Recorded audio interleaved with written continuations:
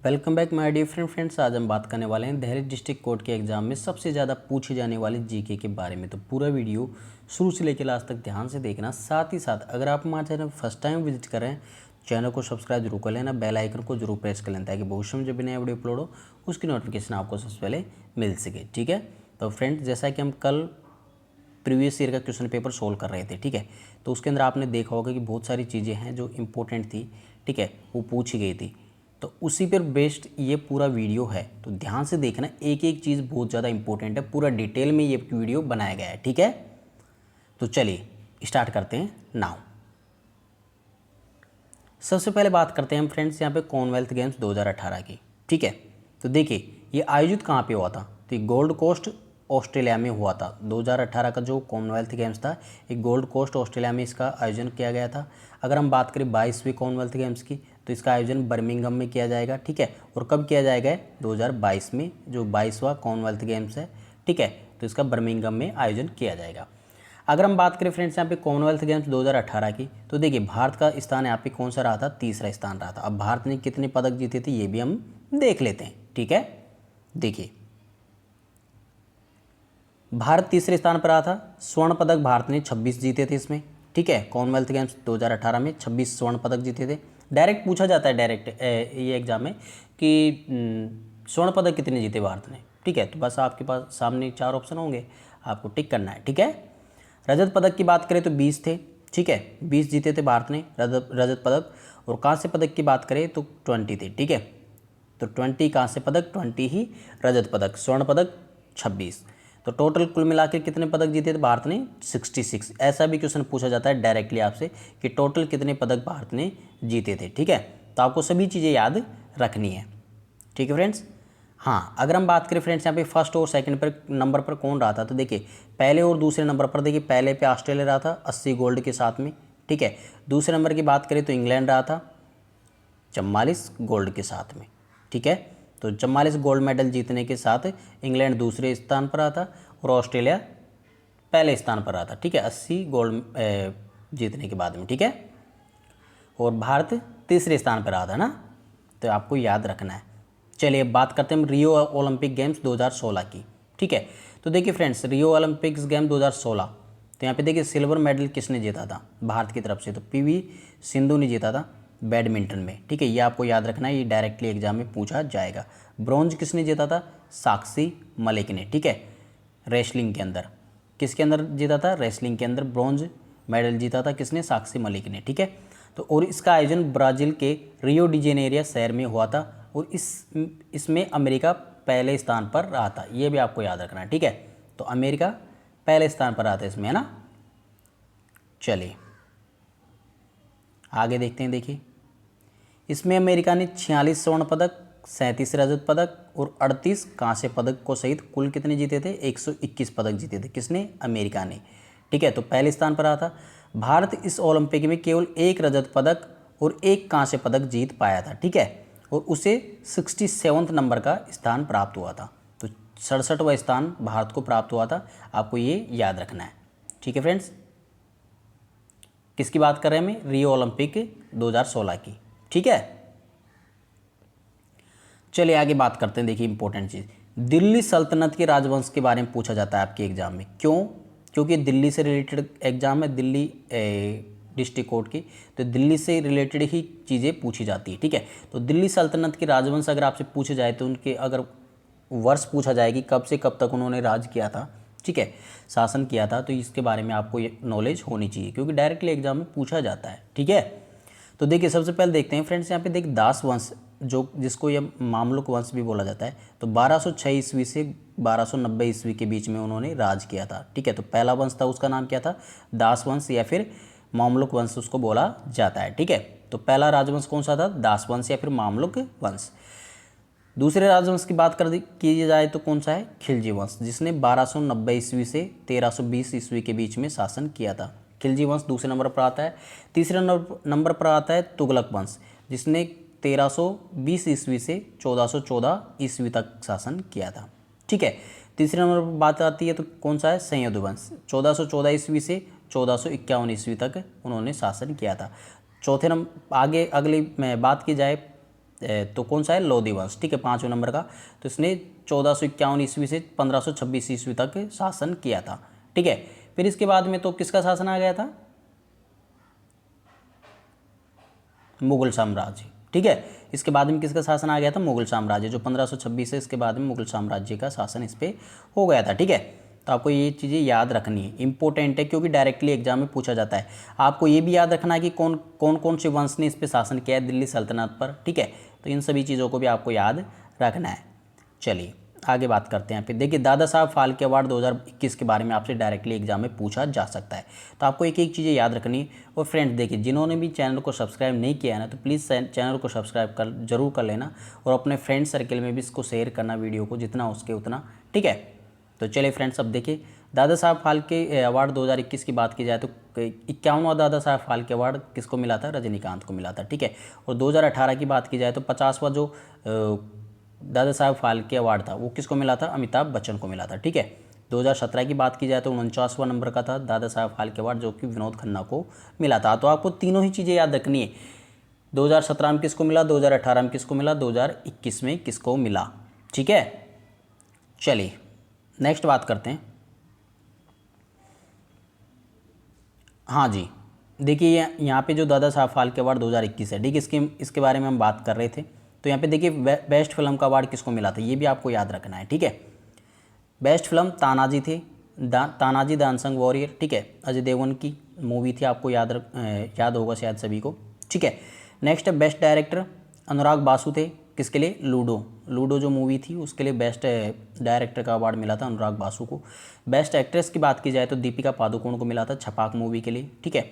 Next बात करें, best actor का अवार्ड अक्षय कुमार को मिला था लक्ष्मी के, जो लक्ष्मी मूवी आई है, ठीक है। तो उसके लिए अक्षय कुमार को इसका जो बेस्ट एक्टर का अवार्ड है वो मिला था, दादा साहब फाल्के अवार्ड 2021 की बात कर रहे हैं, ठीक है। चलिए अब एक चीज़ आपके सामने ये पूछी जाती है कि शाहजहाँ द्वारा बनवाई गई इमारतों के बारे में, ठीक है। तो शाहजहाँ ने कौन कौन सी इमारतें बनवाई थी, ठीक है। तो इसके बारे में आपसे डायरेक्टली एग्जाम में पूछा जाता है, तो आपको याद रखना है। देखिए इसको डायरेक्ट याद करने की चीज़ होती है, मत जा रेशमा दीवानी, ठीक है, ऐसे याद कर लो, या फिर आपको एक एक चीज़ें मैं आपको समझा देता हूँ, ठीक है। मैं से मयूर सिंहासन, ता से ताजमहल, ठीक है, ये शाहजहाँ द्वारा बनवाई गई इमारतें हैं। जा से जामा मस्जिद, रे से रेशमा बाग, ठीक है, सा से शाहजहाँ बाग, मो से मोती बाग, दीवाने से दीवाने आम और दीवाने खास, दोनों को आपको याद रखना है, दीवाने आम और दीवाने खास, ठीक है। तो ये सभी चीज़ें 8 जो इम्पोर्टेंट है इमारतें, ये शाहजहाँ द्वारा बनवाई गई थी, ठीक है। चलिए अब एक क्वेश्चन आपसे विटामिन के बारे में पूछा गया था, ठीक है। तो विटामिन के बारे में भी आपको बता देते हैं कि क्या कौन कौन सी विटामिन का नाम क्या है। तो विटामिन का रासायनिक नाम क्या है, ठीक है। देखिए फ्रेंड्स, यहाँ पे विटामिन ए है, विटामिन ए का रासायनिक नाम क्या होता है, रेटिनॉल होता है, आपको याद रखना है फ्रेंड्स, बहुत ज़्यादा इंपॉर्टेंट है, ठीक है। चलिए नेक्स्ट बात करते हैं यहाँ पे विटामिन B1 और B2 की, ना। विटामिन B1 का रासायनिक नाम थायमिन होता है, ठीक है। विटामिन B2 का रासायनिक नाम राइबोफ्लेविन होता है, ठीक है। तो आपको याद रखना है दोनों चीज़ें। विटामिन B3 की बात की जाए तो नाम होता है निकोटिनेमाइड, ठीक है। तो रासायनिक नाम क्या होता है, निकोटिनेमाइड, ठीक है। नेक्स्ट बात करते हैं हम, विटामिन B5 का रासायनिक नाम पेंटोथेनिक अम्ल होता है। विटामिन B6 का रासायनिक नाम पायरिडोक्सिन होता है, आपको याद रखना है, बहुत ज़्यादा इंपॉर्टेंट है, क्योंकि डायरेक्टली एग्जाम में पूछा जाता है। विटामिन B7 का बात की जाए तो बायोटिन होता है। विटामिन B11 की बात की जाए तो फॉलिक अम्ल इसका रासायनिक नाम होता है, ठीक है। नेक्स्ट बात करते हैं यहाँ पे, विटामिन C की बात की जाए तो एस्कोर्बिक एसिड इसका रासायनिक नाम होता है, बहुत ज़्यादा इंपॉर्टेंट है, स्टार मान लेना इसको, ठीक है। विटामिन D का भी बहुत इंपॉर्टेंट है, कैल्सीफेरॉल होता है इसका, ठीक है, इसको भी स्टार मान लेना, क्योंकि डायरेक्टली एग्जाम में ये आपसे पूछा जाएगा, ठीक है। विटामिन E और विटामिन K दोनों को भी याद रखना है आपको। विटामिन E का रासायनिक नाम टेकोफेरोल है, स्टार लगा लीजिए, इंपॉर्टेंट है, डायरेक्टली एग्जाम में पूछा जाता है। इसको सुंदरता का विटामिन भी बोला जाता है, लेडीज़ में सबसे ज़्यादा होता है, महिलाओं में, ठीक है। विटामिन K की बात की जाए तो विटामिन K फिलोक्यूनोन होता है। विटामिन K का जो रासायनिक नाम है वो क्या होता है, फिलोक्यूनोन, ठीक है, इंपॉर्टेंट ही याद रखना। चलिए नेक्स्ट बात करते हैं। यहाँ पे देखिए बहुत इंपॉर्टेंट चीज़ है, भारत की 7 सिस्टर्स स्टेट और देयर कैपिटल्स के बारे में। ठीक है, तो भारत के जो 7 सिस्टर्स स्टेट है वो कौन कौन से हैं और उनकी कैपिटल क्या है, तो इसके बारे में आपको याद रखना है कि भारत के जो 7 सिस्टर्स स्टेट है वो बहुत ज़्यादा इंपॉर्टेंट है, डायरेक्टली एग्जाम में पूछा जाता है। अगर डायरेक्ट आपसे अगर कैपिटल पूछा जाएगा तो 7 सिस्टर्स से आएगा 101%, 101% गारंटी है। अगर आपसे कैपिटल पूछी जाती है एग्जाम में, कोई सी भी एग्जाम हो, अपर दिल्ली डिस्ट्रिक्ट कोर्ट का एग्जाम नहीं, इसके अलावा कोई सा भी एग्जाम हो, सबके अंदर डायरेक्टली यहाँ से पूछा जाता है। तो अगर कैपिटल पूछी जाएगी तो 7 सिस्टर्स स्टेट है उनसे कैपिटल आपसे पूछी जाएगी। ठीक है, पहले नंबर पर है अरुणाचल प्रदेश, ईटानगर।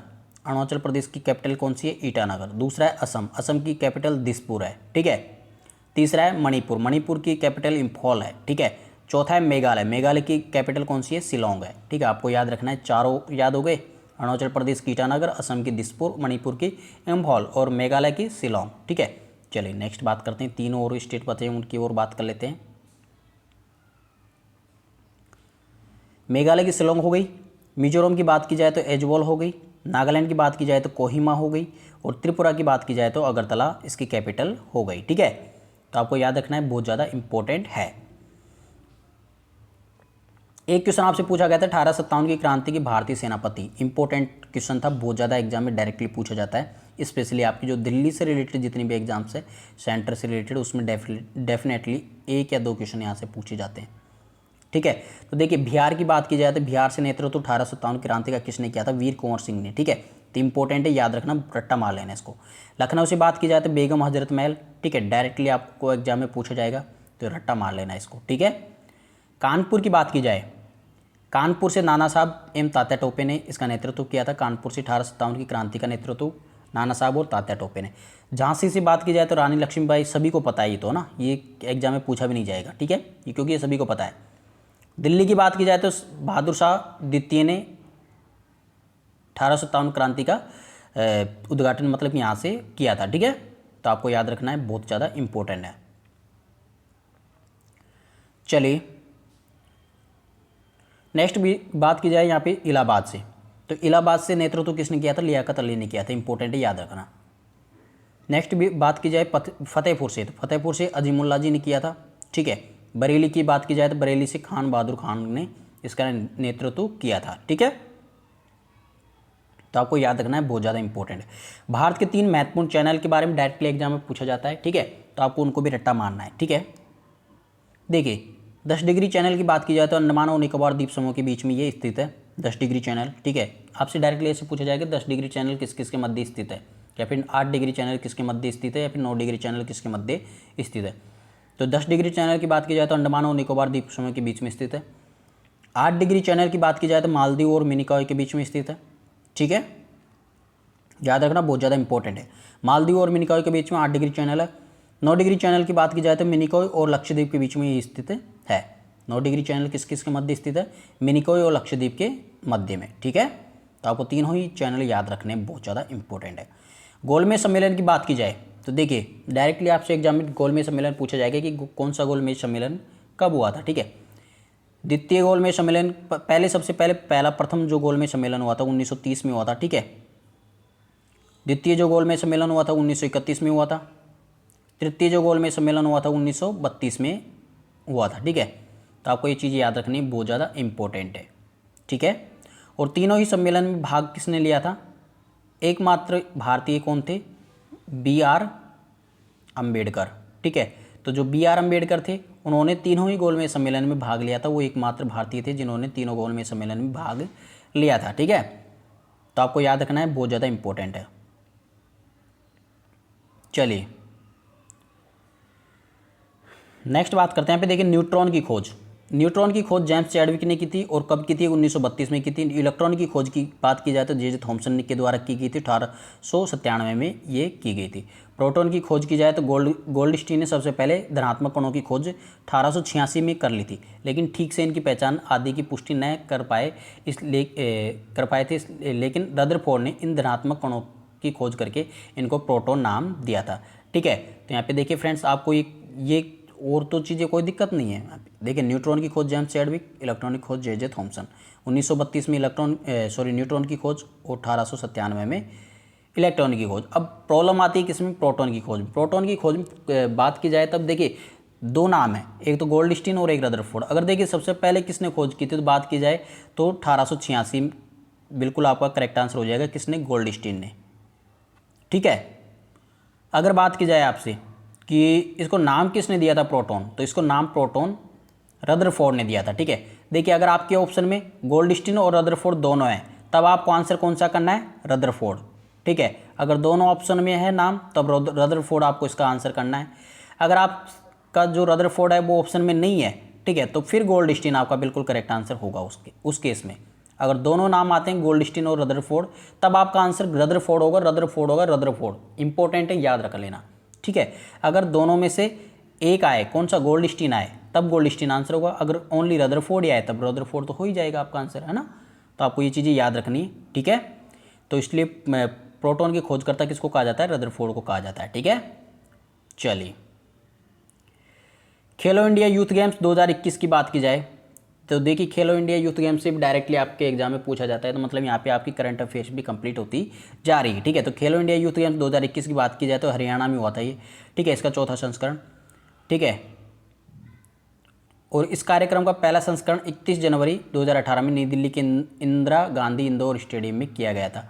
और दूसरे की बात की जाए तो दूसरा पुणे महाराष्ट्र में 9 जनवरी से 20 जनवरी 2019 तक आयोजित किया गया था। तीसरे की बात की जाए तो तीसरा जो खेलो इंडिया यूथ गेम्स था वो 18 जनवरी से 30 जनवरी 2020 तक गुवाहाटी में आयोजित किया गया था। तो आपको ये पूरे जितने भी आयोजन किए गए हैं, ठीक है, तो सभी को आपको याद रखना है। चौथा जो होना है खेलो इंडिया यूथ गेम्स 2021 वो हरियाणा में होना है।